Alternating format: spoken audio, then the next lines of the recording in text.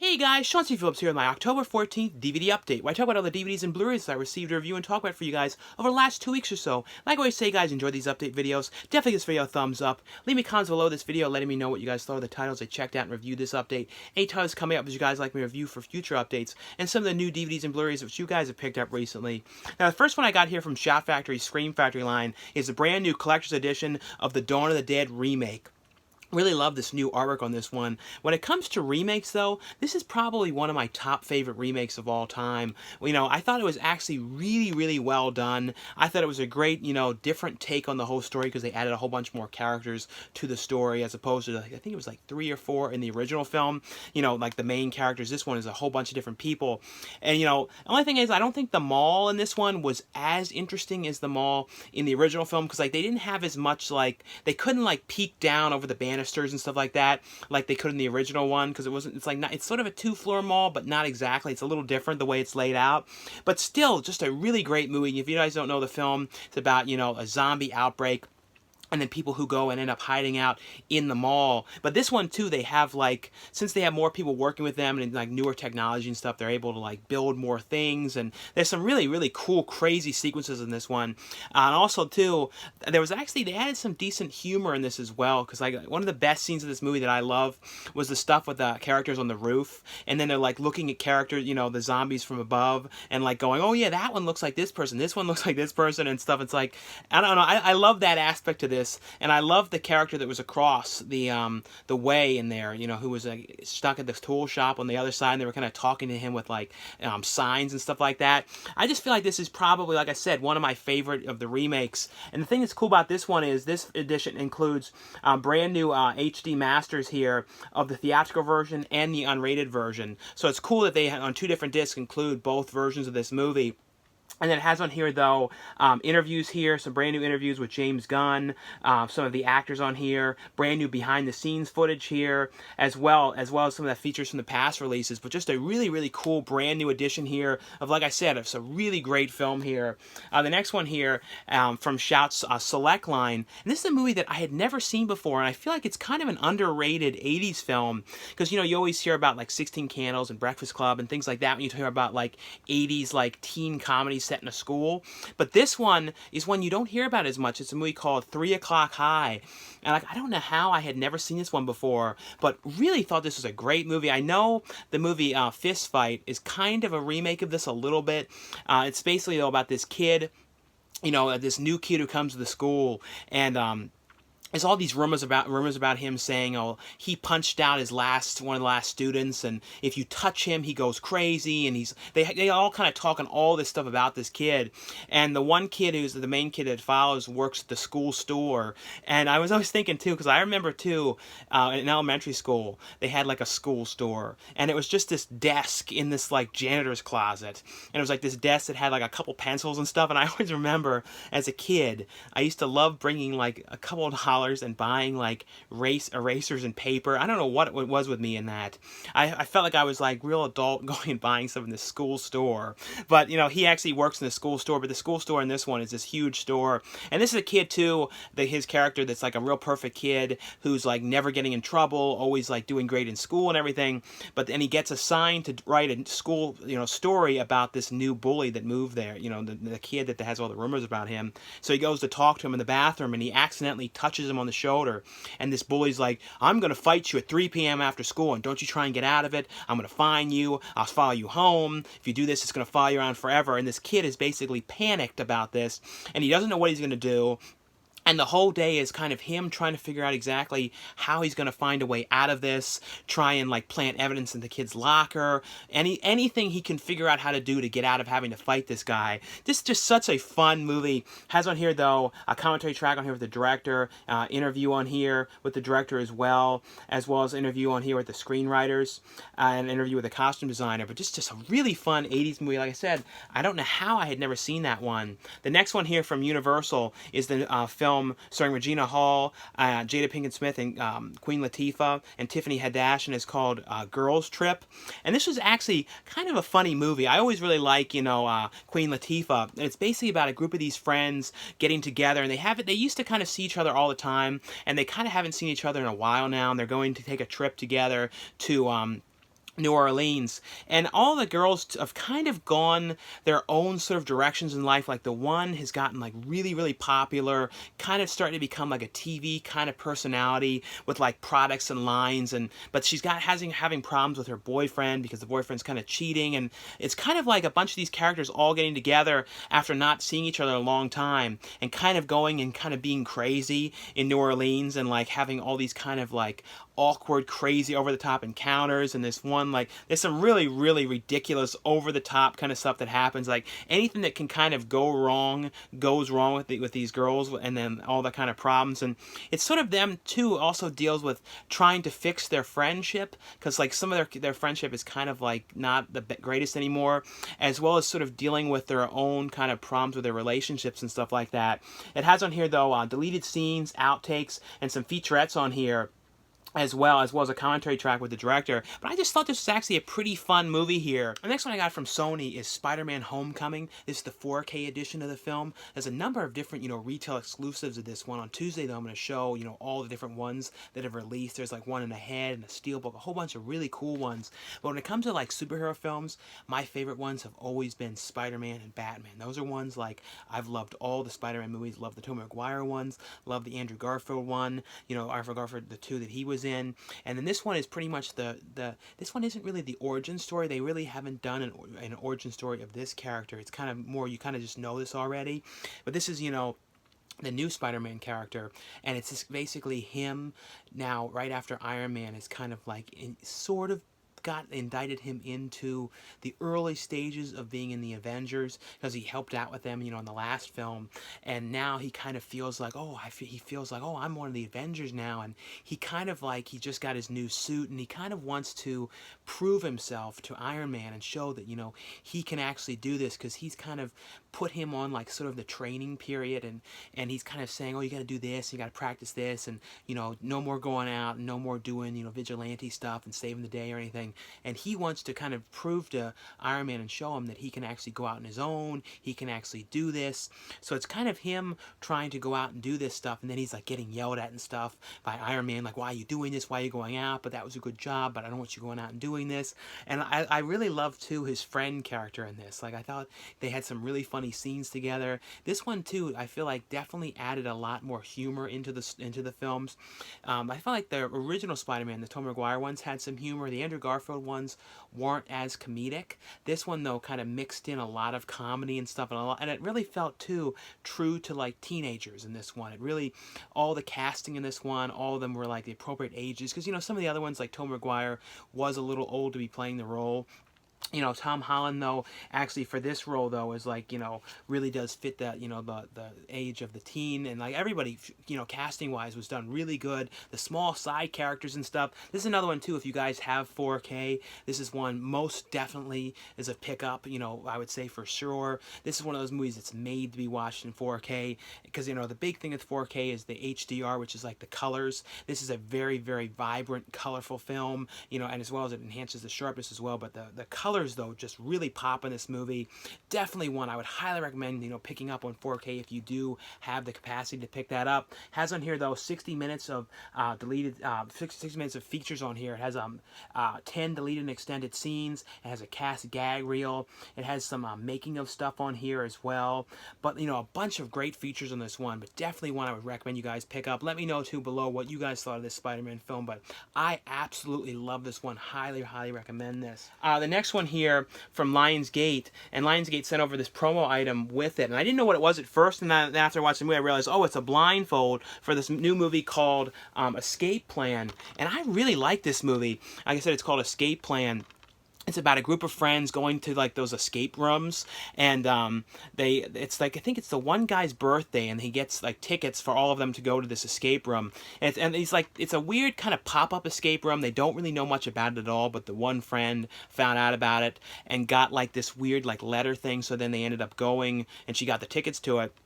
and they end up going in this limousine thing there, and they, end up getting pretty much, blindfolded, and then wake up in this escape room. The one friend is missing. The other ones are all in this room, and I think some of the other ones are in another room as well. And it's basically them trying to solve clues to try and, get out of the escape room in a certain amount of time. But the twist in here is this, and then this right away, is that this escape room is basically, if you, fail at the tests, you end up dying. So it kind of has the feel of like Cube mixed with like Saw, especially like Saw 2 with them. I think Saw 2 was the one in the house, and it's like there's some really, really like crazy deaths and stuff in this one, like one that deals with acid and stuff. It was actually, I like these kind of movies about people trying to solve clues and find their way out of things. Like I said, it has that total Cube kind of feel to this one, and it's some real crazy stuff. And it's like, and it's a real thinking kind of movie too, because it's like them trying to figure out exactly how to navigate through the whole thing. So if you like kind of like movies like Cube mixed with like Saw type films,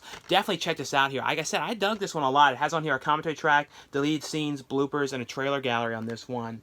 This one here, I didn't know much about this at all. I had saw some really decent reviews for this one, and this was actually probably one of my favorite things I watched in a while. It's a movie called Shot Caller, and this is from Lionsgate as well, and this is a really different take on a prison movie.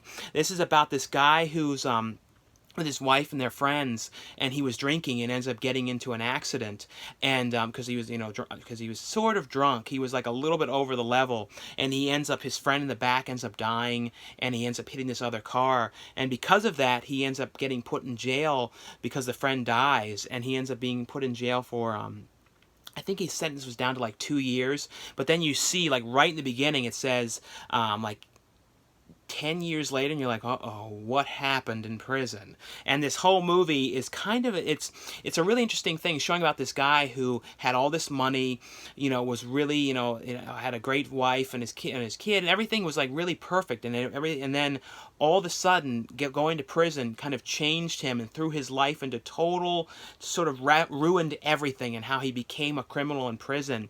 And it was all showing back and forth between him before prison and then him in prison, and it goes throughout the chronicles of what was going on with him there and trying to fit in, and the bad decisions he was making in there to try and kind of survive in prison.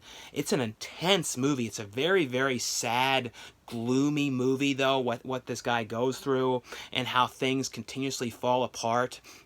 And the prison stuff too, and like I thought it was amazing too. They did a really great job too with like the guy has tattoos in this movie, and like you see like the progression of these tattoos throughout prison, and like he ends up I don't know, it's just I don't want to say too much about this movie, but I got into this so much. It's one of those movies too, like after you finish it you think about this. It's one of those movies you really remember and think about, and I liked that it was a very different take on prison, showing somebody who had no kind of criminal anything in the past, how he became what he had to do in prison, and kind of how he became a totally different person. And it deals with too, like I said, it shows him getting out very early in the movie, like 20 minutes in, trying to plan this whole bad thing he was doing, and it shows his wife and everything was thrown terrible what happened. I don't know, it's just a really, really great movie. Highly, highly, highly recommend you guys check this out. And if you guys have seen this one too, let me know what you thought of it as well. And the next one I got here from Lionsgate as well is a TV series, which is a show that airs on Starz called American Gods, and this is the complete first season of this show. This has a lot of people in this one. Crispin Glover's in here. Emily Browning is in this. It's a very, very hard show to explain, so I can't explain it too well. I just started watching through this. It's stories by Neil Gaiman, though, and it's basically, though, about this guy who ends up getting out of prison, and he meets this guy, and it's kind of like dealing with these other worlds, and it's like it cuts back and forth to this other kind of dimension during like the Viking era, and all these different other types of dimensions, and these really, really trippy, out there kind of scenes and things that this guy is dealing with when he gets out of prison, and from this guy that he meets.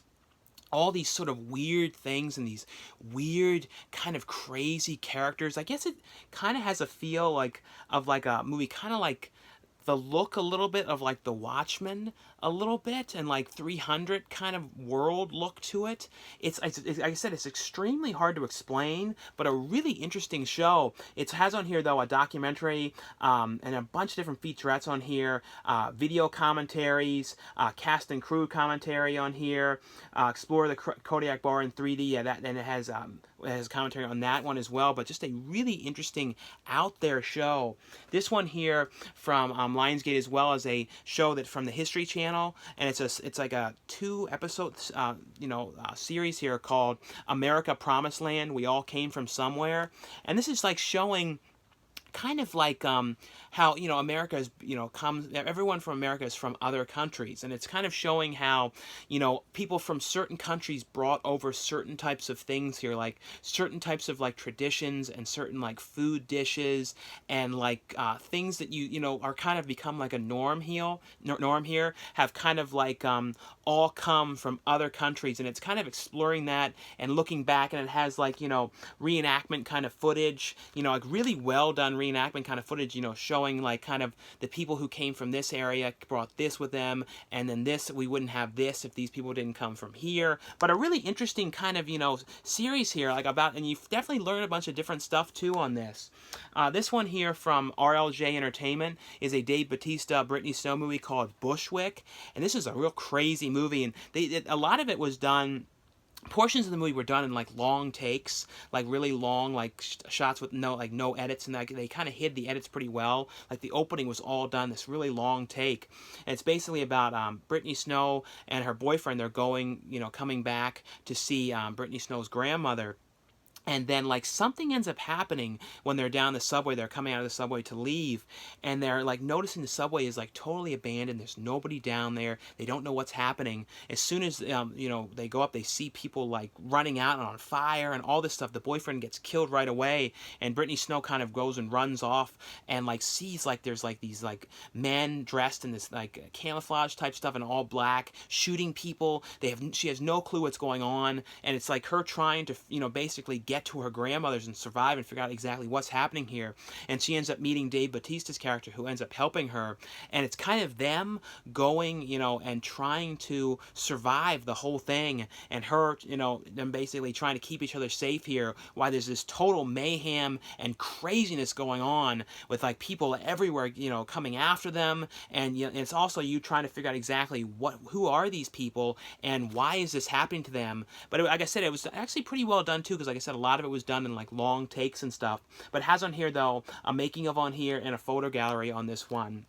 The next one here from the Warner Archive, and I'll put a link for where you guys can get this one. It's a movie that I had never seen before, starring Kyle MacLachlan. I think it was like his second movie. I think he did it. It may have been filmed before. I don't know, but I think it came out like right after Blue Velvet. It's a movie called The Hidden, and I believe they made a sequel to this as well, because when I was looking this up. But this movie was really, really cool, and I feel like a really underrated movie.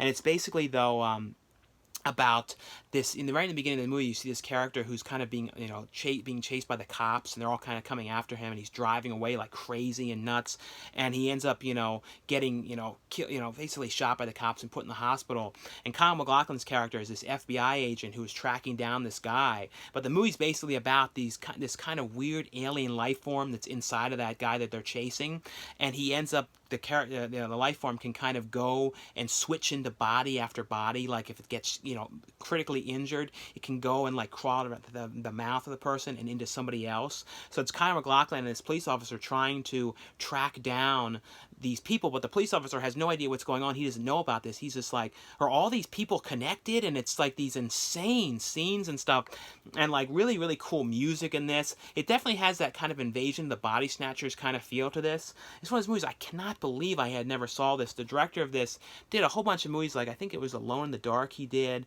Nightmare on Elm Street 2, which I always really liked the second Nightmare on Elm Street. I know that kind of had mixed opinions. This is a really cool science fiction horror movie, and I was Kyle MacLachlan too has reminded me a little bit of like the way he was playing this FBI agent, because there's a lot more to him that you find out. A little bit like Dougie in the new Twin Peaks, a little bit. I don't know. This was just a great movie. It has on here though a commentary track and a special effects featurette on here as well. The next one here from Paramount This is cool. This is the complete collection of Drawn Together, and I don't believe these had ever been released in a complete collection before. I remember this. I remember watching this a lot when this was first on. It was kind of a parody of that show that has been off the air for a long time now, called The Surreal Life, mixed with like Big Brother. You know, mixed with this show is kind of Surreal Life mixed with Big Brother. But Surreal Life was like celebrities that go into a house and have to kind of, you know, deal with each other, and they're all kind of having arguments and fights and stuff like that. But this is about a bunch of different cartoon characters all having to live together in this house, and it's done kind of reality TV style, and they're all having like disagreements and kind of problems, and really crazy stuff happens to them. But this is the complete series of the show. I think it ran for 2 seasons here, and also includes as well the Drawn Together, the movie as well. So it's a cool set here, you know, with all of them together. And like a show, this is a show too, like I said, I kind of forgot about this one. And the next one here from Paramount, this is the brand new, this is the 30th anniversary edition of Planes, Trains, and Automobiles. I thought too at one point I saw there was going to be like a slipcover for this, but I don't know if that might be exclusive to certain stores or not. This is the Paramount one, you know, they sent to review, so I don't know if there's like a slipcover on some of them or not. I'm not 100% certain, but I remember seeing some kind of a slipcover type image. The new thing that's mainly with this one though is it includes a digital HD copy. I don't think it had an HD copy in the past release. It also includes the DVD of this as well. This is one of my personal favorite movies. Like, John Candy has always been one of my favorite actors. I remember too, like when he passed away in 1994, like out of all the deaths of anyone, I remember like how upset I was as a kid. Like, to me, like, he was one of my favorite actors of all time. This is just such an amazing movie, such a very sad film as well, especially for John Candy's character and the things you find out about him throughout the movie. But it's basically about Steve Martin trying to get home for Thanksgiving, and he ends up meeting John Candy on the plane, and they have all these kind of encounters and end up, you know, getting trapped at the airport because of the snow, and then they have to try and make their way back to, believe it was to Chicago, and there's all these kind of stuff about them having to stay in the same hotel room and having all kinds of disagreements and problems along the way. This is just such a fun movie here. You know, it's like I said, this is the brand new 30th anniversary edition of this one.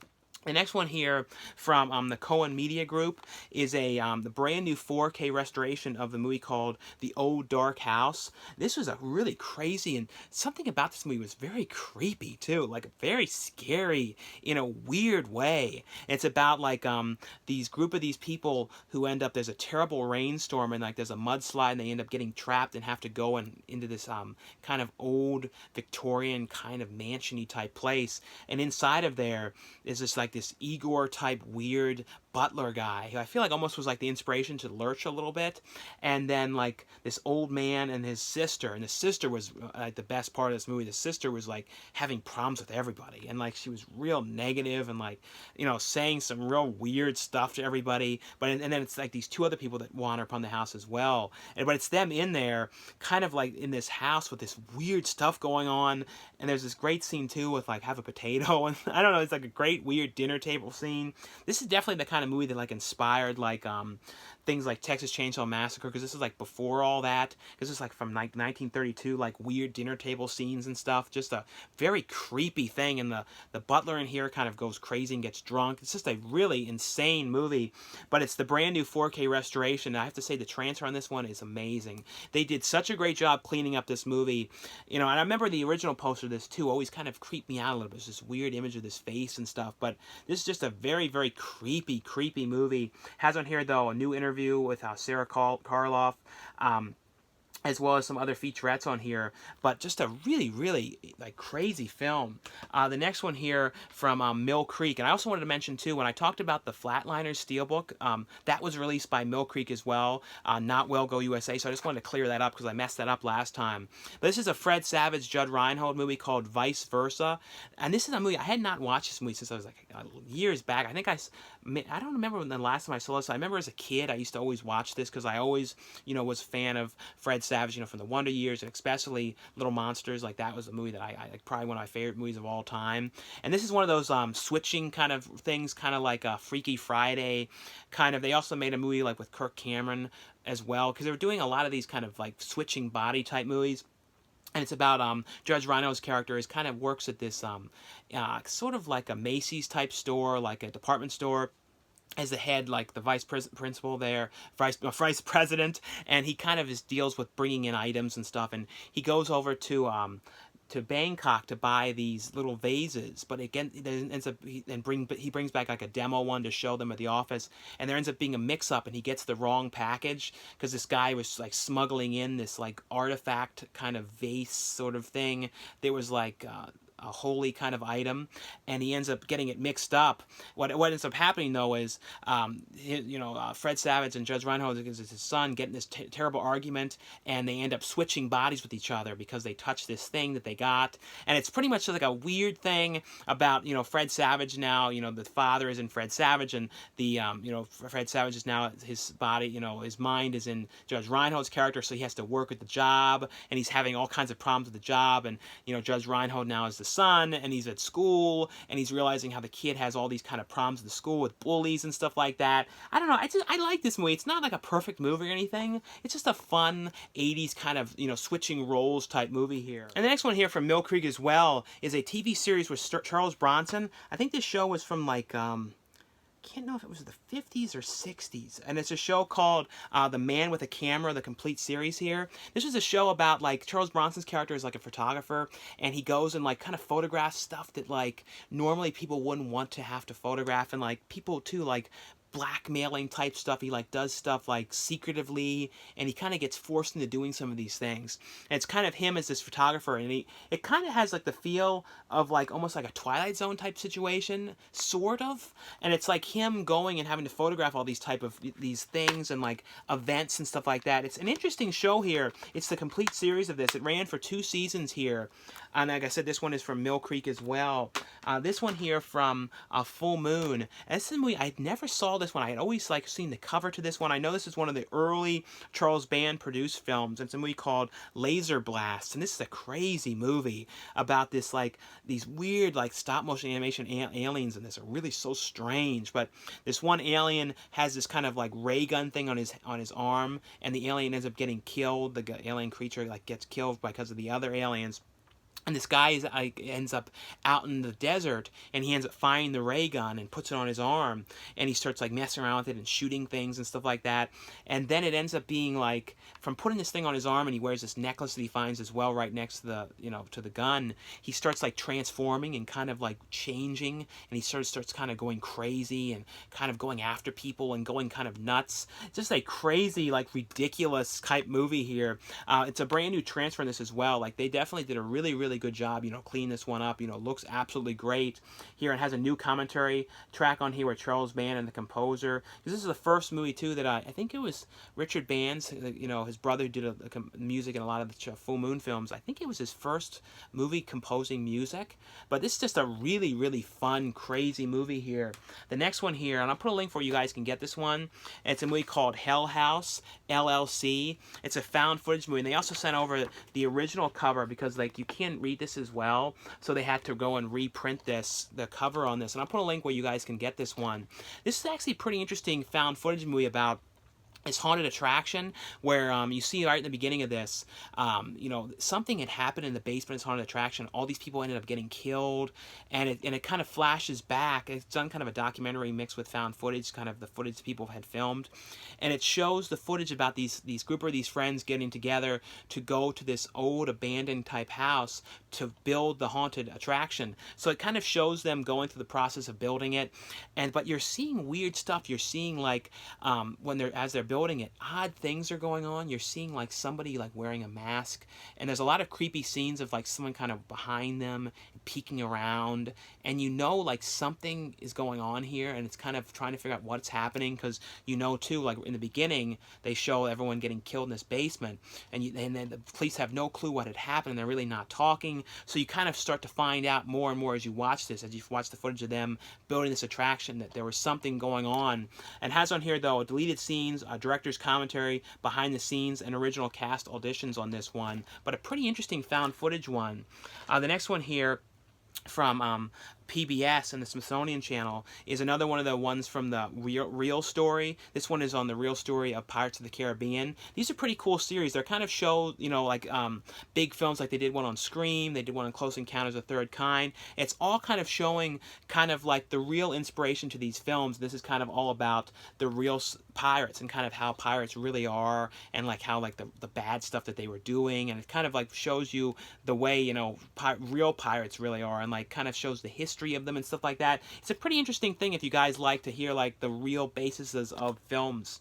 This one here from PBS as well is one called Farewell Ferris Wheel, and it's a documentary talking about an interesting thing that I never knew about, how a lot of workers that work at fairs are brought in over from Mexico, and they're working on a visa, and it kind of shows, and there's like some controversy around the whole thing as well, but it shows the workers from Mexico who are kind of brought over, and it kind of follows some of them around about their journey and them working there, and as they're coming over to work, and it's kind of like the guy who ends up working the visas to kind of bring people over to work, and it's kind of like if these people were not working, coming from Mexico to work at the fairs, you know, at the fairs, then there would be a lot of problems with labor and actually, you know, having positions filled there. It's an interesting documentary, though, like I said, about something I knew nothing about.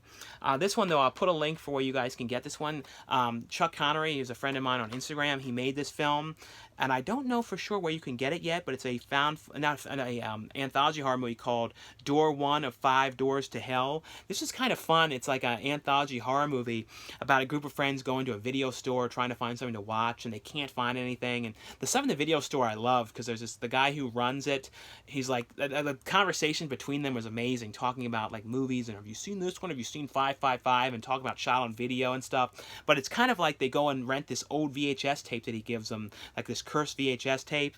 And as they watch it, though, one by one, characters end up finding their way into the stories and like get kind of trapped in there or die in the stories. It's kind of a fun, you know, anthology, like a different take on anthology films. I don't know, I really thought this was a fun movie here.